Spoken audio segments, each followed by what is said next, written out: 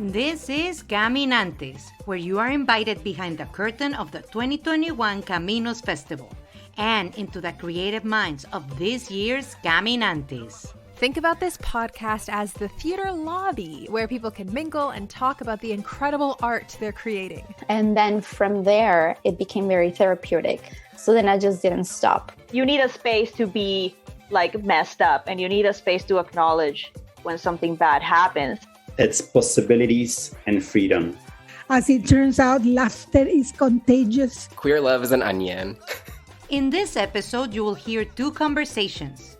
First, we'll hear from Yago Mesquita, Paula Carreño, and Renato Baldin. Before we start the episode, we want to give a little bit of context to the very first question asked right off the top of the conversation. The question is in regards to Yago Mesquita's piece, A Brazil Flag Emoji 47, which follows a young, queer Brazilian-Canadian Kawa as he hooks up with and becomes romantically involved with a man more than twice his age, who also happens to be Brazilian. Let's get started! My name is Yago Mesquita. My pronouns are he, him, and my show is a long title. It's called A Brazil Flag Emoji 47. I like to call it ABFE for short because too many syllables. Hi, my name is Maria Paula Carreño. The title of my show is Lo que sí necesitas. Yeah, pretty excited to be here. Hi, everybody. My name is Renato Baldin. I am a Brazilian queer artist. I'm living here in Toronto for 3 years, almost 2 at home. And my show at CAMINOS will be Rockin' Futures. It's an art installation to talk about, to bring stories of new parents that decided to have baby during the pandemic. Okay, so first of all, nice to meet both of you digitally. And I actually have questions for both. So I'll start with a question for Yago. First of all, I just want to say you're very brave, in my opinion, to bring the topic of conversation that you're bringing with your project for Caminos. I, as a queer person as well, I've gone through that same questioning of trauma and what that has to do with my queerness and how I bring that into my relationships. I'm just curious to know how you came about it and where you got that courage to speak about it. And if you don't mind sharing where the story comes from. To try and make a long story short, this kind of started at the beginning of the pandemic. I had just graduated from theater school, and me and some friends, we were going to apply to this opportunity to develop a piece, and we were creating this immersive show that was going to be about 4 people's experience with fatherlessness, because we were kind of interested in this idea of like, how does that affect you at home? Where's the place where you should feel the safest? And in like trying to write things, I could never come up with anything. It was almost like it was a little too hard because it was difficult to unpack those things and make something out of it. So what I did was I made a character and I put them in a situation completely different from a situation that I was in. Like, I keep seeing that this is kind of a piece that intersects like all the sections of my identity, like my artistic identity, my cultural identity, and my queer identity. And to me, that's very interesting. Yeah. So I know that your piece is kind of like autobiographical. And like for me, because it was so difficult to kind of create from that autobiographical place, because like there was a lot to unpack for myself, especially because I'm pretty young. I was kind of curious as to like what that process was like for you in creating something that is kind of rooted in the reality of your life. Thank you for the question. I think you gave me the answer in your question in trying to come up with how to answer it. And I think I don't want to say age as much as maybe the experiences. At that point in my life, I was trying to find things to connect with outside of me, and I wasn't really able to come from my experience. I started writing comedy stand-up comedy in my native language, Spanish. The art of it is to talk about your daily life. And in having to write about myself and having to begin to unpack me in a funny way, I mean, hopefully, right? We always hope that people are going to laugh. That was the beginning of me digging into myself. Then from there, it became very therapeutic. So then I just didn't stop. And of course, it was a huge, huge thing to get rid of that little voice that tells you people are going to judge you and the fear of not being liked. That was definitely something I had to get over before I was able to write from a place of me. It's so interesting listening you both because it brings me so many images in my mind. So I don't have 20 anymore. I don't have 30 anymore. I am 44, which I'm very proud of. As a queer person, it's completely different when I was youth in Brazil. And now that I'm living here in Toronto, I'm actually reborning and I'm rediscovering as a different, symbols or icons to identify my queerness here in Toronto. I think here I found a great space to develop my own identity using a different icons. For me, it's interesting how it reflects in my work because I used to work in heritage museums. I am an architect, so it's more structural work for sure. But then the last work at Brazil was about the empathy. So I developed empathy exhibition that is supposed to put the visitor in the other stories, in the other shoes. So to understand the other feelings as well. And I was thinking how to bring these ideas to Toronto for this new possibility here, for this new world that I'm living in.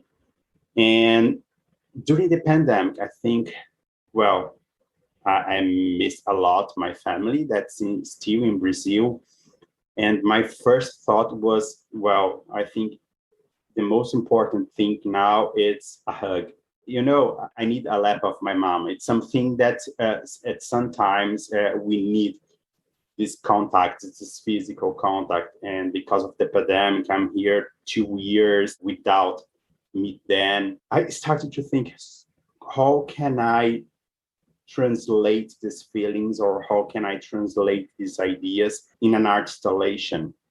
And then I decided to meet new parents or people that decide to be pregnant and to have babies during this pandemic and talk to them, not about this process, but what kind of hope, what kind of future they want for their child.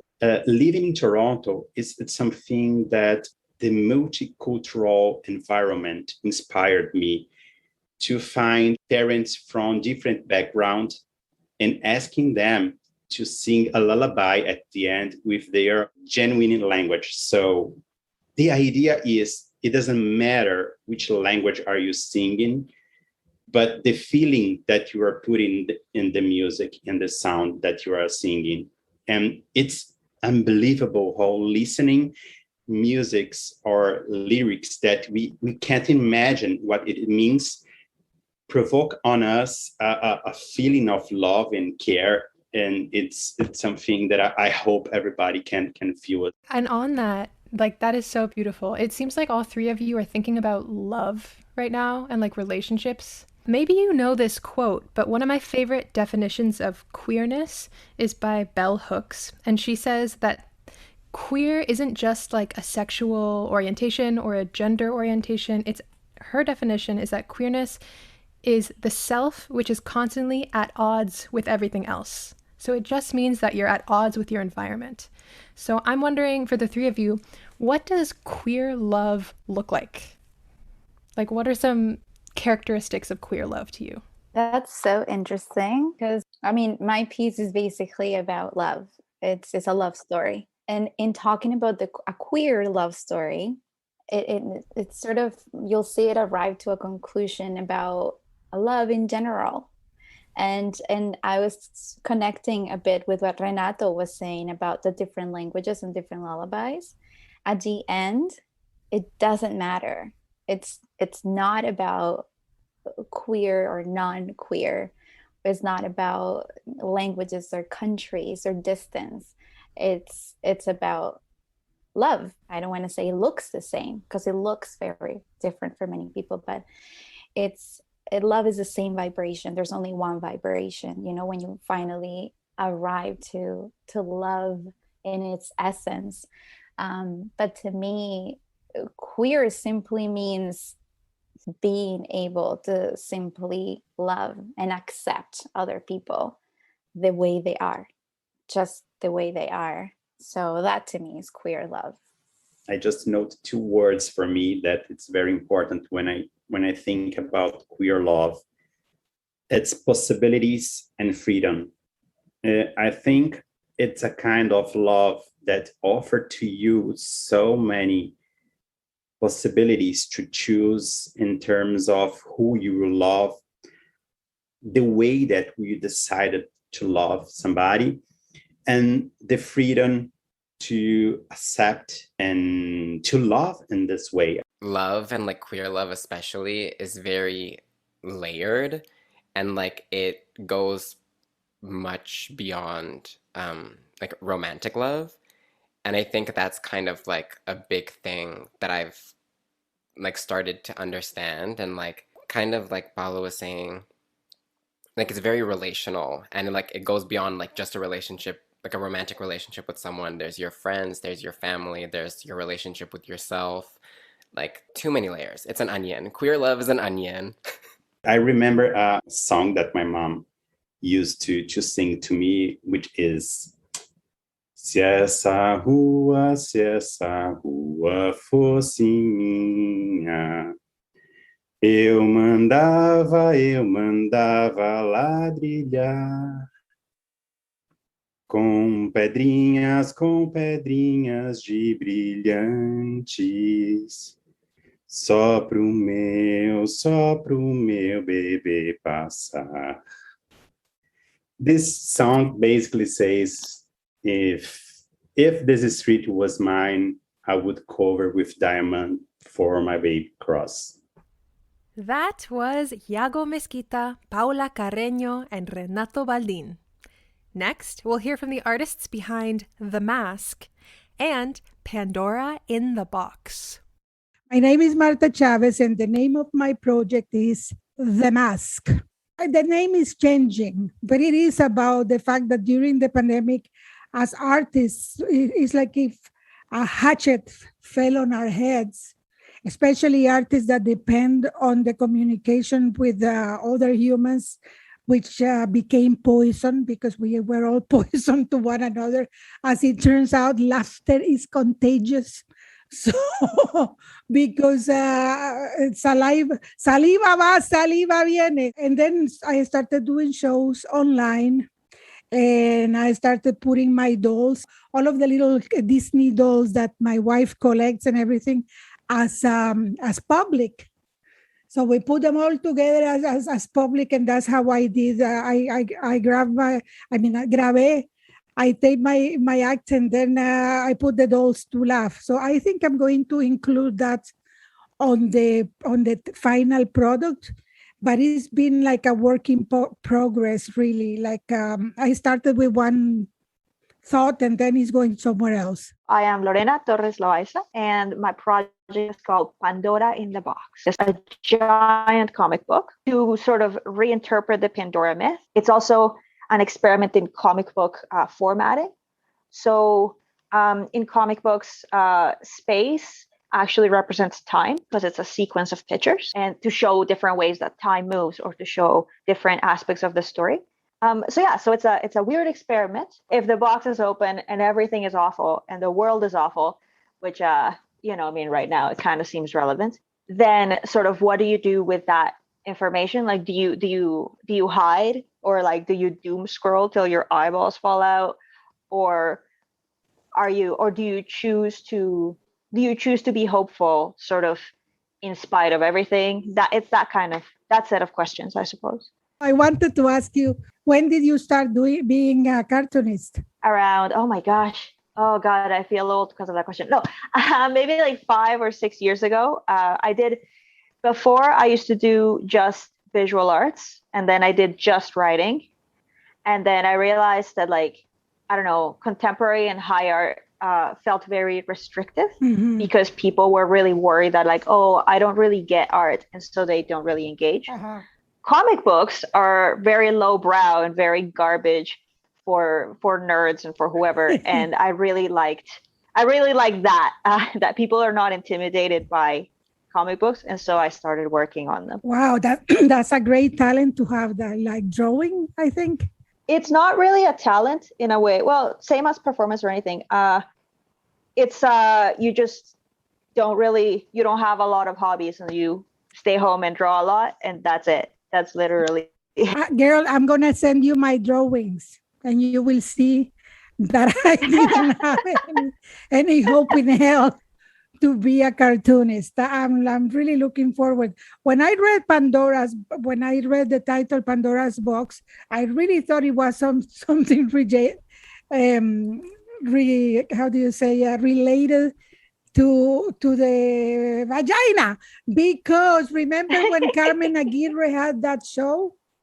I don't the blue box meant in slang. Right. You know, so I thought this is but you see, my mind was in the gutter. It's a good place for the mind to be, I think. No, and I mean, you know, part of it, and part of the actual thing was also that, you know, Pandora is woman, and she was like flawed with curiosity, and the whole comic is like Pandora and Hope, just two women like talking to each other. Which I thought was kind of, I don't know, I thought it was like a good approach. Yeah. So there is a sort of woman-centric part of it. Yeah. As well. Well, Pandora was punished in the myth. Yeah. Pandora was punished by her curiosity, because that was one of the ways that the Greek patriarchy would keep. It was total. Yeah, it was total patriarchal BS. Yeah, don't look for information. Don't look for knowledge. Yeah, nothing. Yeah, I like that. Yeah, and like she was supposed to be perfect, and they were like, have a perfect woman, and she doesn't get to do anything, and she's decorative, and like that's weird. But anyway, yeah. So there's a lot of shady bits to that myth and stuff. But talking about hope, looking at your show, I was really interested in this aspect of the show being about standing back up after this hatchet fell on us and after all of these bad things happen.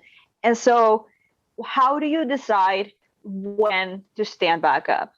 Because I feel like you need a space to be like messed up, and you need a space to acknowledge when something bad happens, right?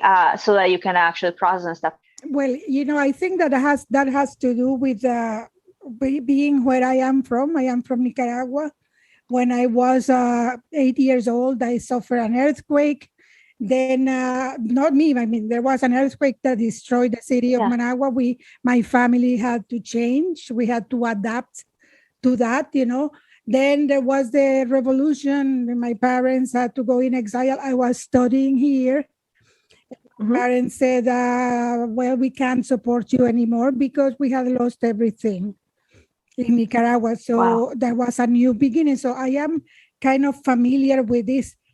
What it was is no more. So at the beginning, it was simply a survival mode, as in disasters and wars and all of that. We go into survival. We forget what is it that we had projected for our lives, and that at this moment we just have to survive. I started watching tutorials of making masks on YouTube, because on top of it, I am a hypochondriac germaphobe. So all of my fears were, oh my God, I didn't want to touch anything. I didn't want to go anywhere. Besides, I have asthma and all of that. So I thought if Si ese bicho me ataca, I am dead. So it was at the beginning was just survival mode. And then fortunately, I had some jobs that they hadn't paid me yet. So I knew that I have money coming and I have my partner. So I wasn't going to suffer for what other people, unfortunately, suffered during the pandemic. I was going to have a roof over my head and food. I adapted, and now I can perform on Zoom. So whatever, for cool. what it's worth, at least we have a new instrument, because we don't really know. I mean, they can be saying, okay, you're gonna stay in we're going out to the world, and then tomorrow they can say you're going back in the cave. Oh gosh, so it's true. You have to adapt. And I have adapted now. What I have to adapt is that we do lose our chops when we don't do comedy for a long time, and I still can deliver my jokes. I still can. I still have that I have done for 25 years, but I have acquired some sort of fear of the public, which before I didn't have. Before I will just throw myself like that, and whatever reaction, whatever. But now, because of the year and a half that we have been seeing the vitriol and the hatred against immigrants and against people that like vaccines and against a lot of online, I don't know who I have in the crowd. And then I am really surprised that I survived, considering that all of these racists they were not born yesterday. They have been around forever, but I didn't know, I have survived the 25 years on the road in places where they have never seen any Latinos or any woman Latina, little towns in Alberta or in Northern Ontario. I have survived it because I didn't know that I was surrounded by unfriendly people to the person I am. But so I have to learn again. Tonight is my first night that I'm gonna go on the road to Hamilton. Right. And good. All the best. I mean, break many legs. I don't know if that's what you say to comics, but yeah. But you know what? I think it's interesting you mentioned that you were sort of in all those little towns and stuff, because I feel maybe this is like grossly optimistic, but I feel like most of the people that don't like us immigrants and stuff have mostly never met one and have weird ideas. So, even just by going there, just by having people be like, oh, I saw Marta. Yeah. And she was hilarious and she was great. That already is like chipping away sort of some of that nasty feeling that can happen. So you're doing, you're doing cool work out there. You know how else, if I cannot tell you how else is that when we came back, considering everything, like probably all of this that we have seen through these 19 months probably was already there, but we didn't have time to be really looking close. So considering everything we have learned, your material, I think, has to change a little bit, has to adapt a little bit. And that was Marta Chaves and Lorena Torres Loiza. All these artists are bringing their new works, which are still in development, to the CAMINOS Multi-Arts Festival. This year, CAMINOS is presenting the art of 32 different groups, both live and online, from October 12th through the 24th. Go to caminos.ca for more on how to see these shows and to support these artists. Also, are you listening to this song right now? It's good. It's called Dejaron Huellas, which is Spanish for They Left Footprints. It's an amazing new single from Benny Esquerra and New Tradition Music. He's got incredible music coming out right now. You better check it out. We've got links in the show notes. We are speaking to you from the shores of this beautiful Zaga Igan, known to some as Lake Ontario, in Toronto, or Dagarondo. This is the ancestral territory of the Haudenosaunee or Longhouse Confederacy, the Anishinaabeg Nation, the Wendat, and the Mississaugas of the Credit. This land is covered by the Dish with One Spoon Wampum and Treaty 13, also known as the Toronto Purchase. At Aluna, we remember that people can begin to heal when they are hurt. We are committed to artful participation in disagreements. We are committed to unsettling ourselves towards connection, respect, and justice for all people who now live in this city, which has been a meeting place since time immemorial. Radio Aluna Teatro is produced by Aluna Theatre with support from the Toronto Arts Council, the Ontario Arts Council, the Canada Council for the Arts, the Department of Canadian Heritage, and TD Bank. Aluna Theater is Beatriz Pisano and Trevor Shelness with Sue Ballant. Radio Aluna Theater is produced by Mónica Garrido and Camila Diaz Varela. For more about Aluna Theater, visit us at alunatheater.ca, follow at Aluna Theater on Twitter or Instagram, or like us on Facebook. Miigwech and Nyawangoa.